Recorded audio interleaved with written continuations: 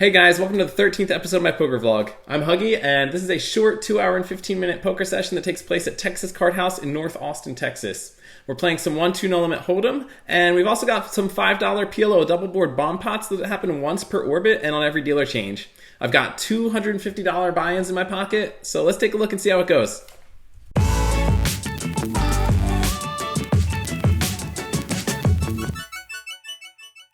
"15 minutes into my session, I pick up pocket 7 sitting in the cutoff. I've got $140 in my stack.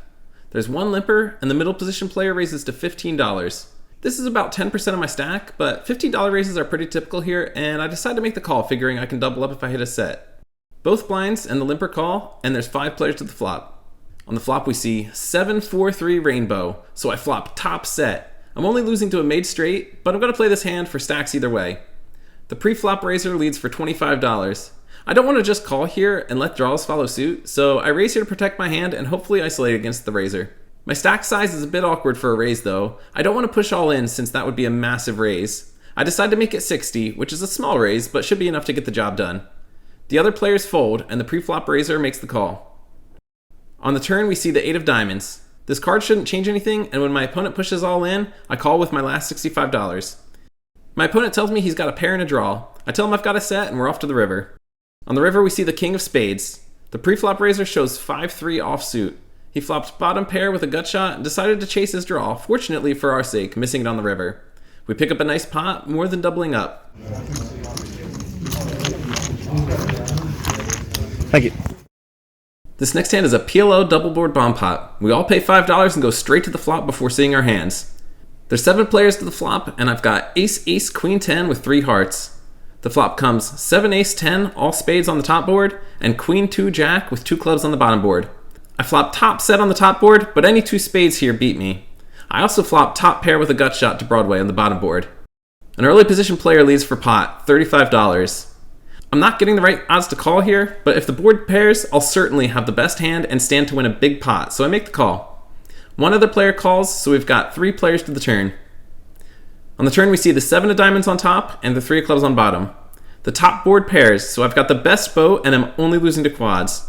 My hand on bottom is unchanged, but I'm willing to play hard to scoop here.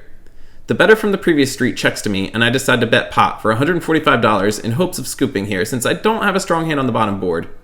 The player behind me folds, and the original bettor, after some deliberation and looking a bit unhappy about the turn, ends up pushing all in. I immediately make the call for my last $55. On the river, we see the 8 of diamonds on top and the king of spades on bottom. The 8 doesn't change anything on the top board, and I pick up Broadway on the bottom board, although there are still 3 clubs out there. I quickly announce my hand on both boards. My opponent shows that he has queen jack 10-6 with the queen jack of spades. He was drawing to the royal flush on the top board and had top 2 pair on the bottom board before the river. I definitely had a fortunate run out on both boards to be able to scoop the pot here.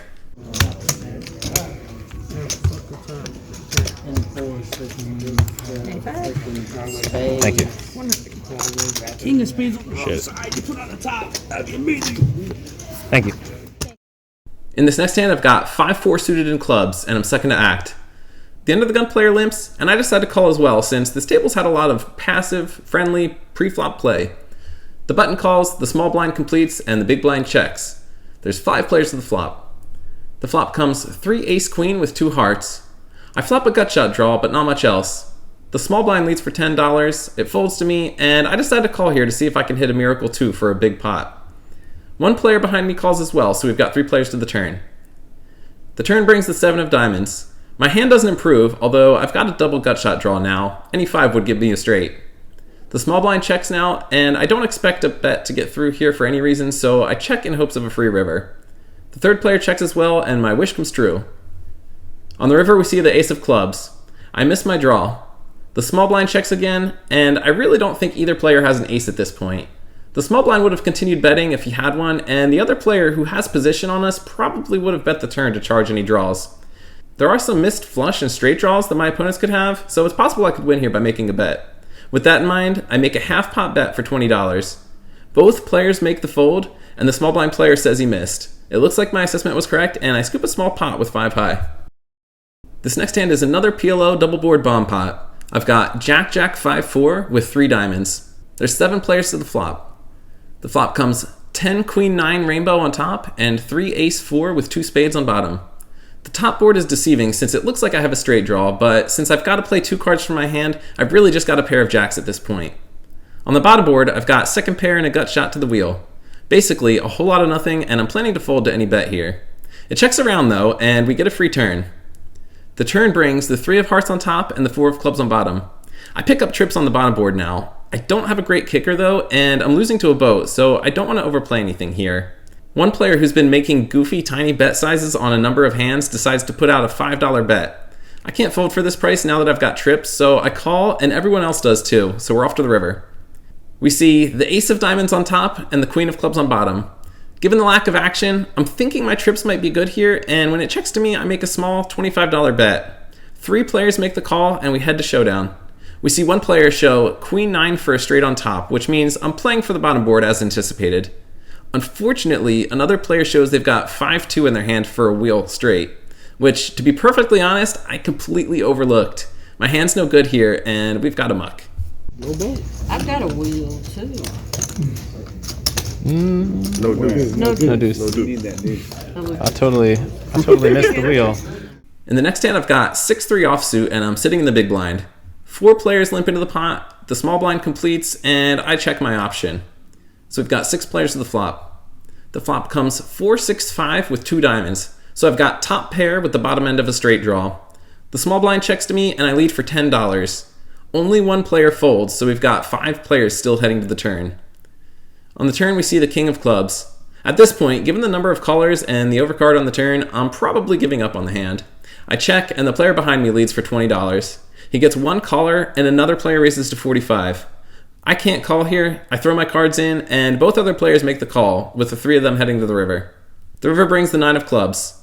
The river wouldn't have helped me at all, and given the action, my pair was clearly no good, and it's possible I was drawing dead despite my straight draw as well. The player to my left leads for just $15, and surprisingly both players fold, so unfortunately we don't get to see what anyone has. Okay.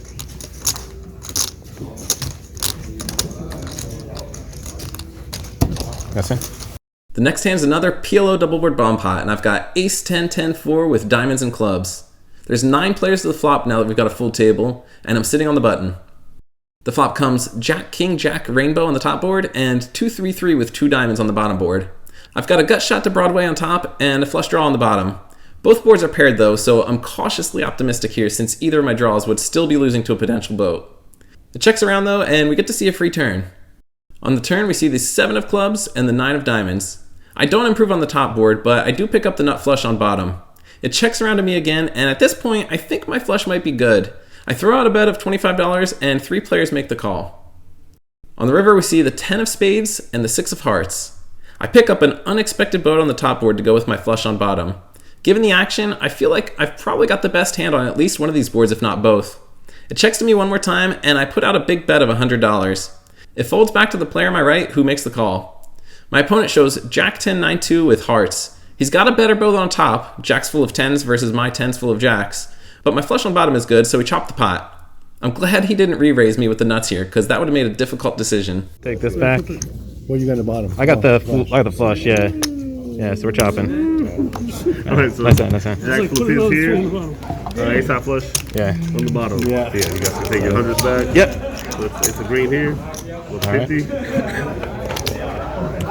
And then button is here. Extra 5 goes here. Thank you.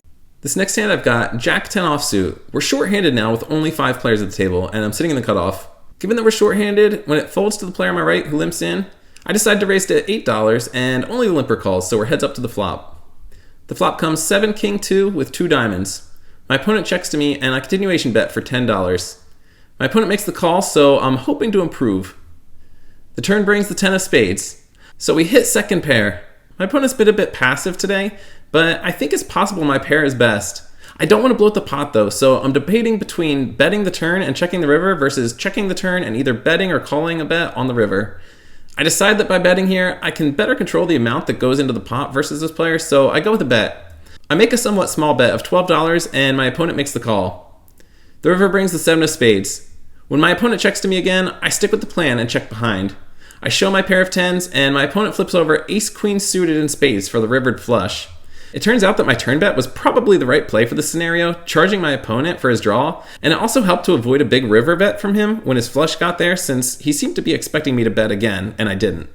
We lose the pot, but I feel like we lost the minimum, which in its own right is a win.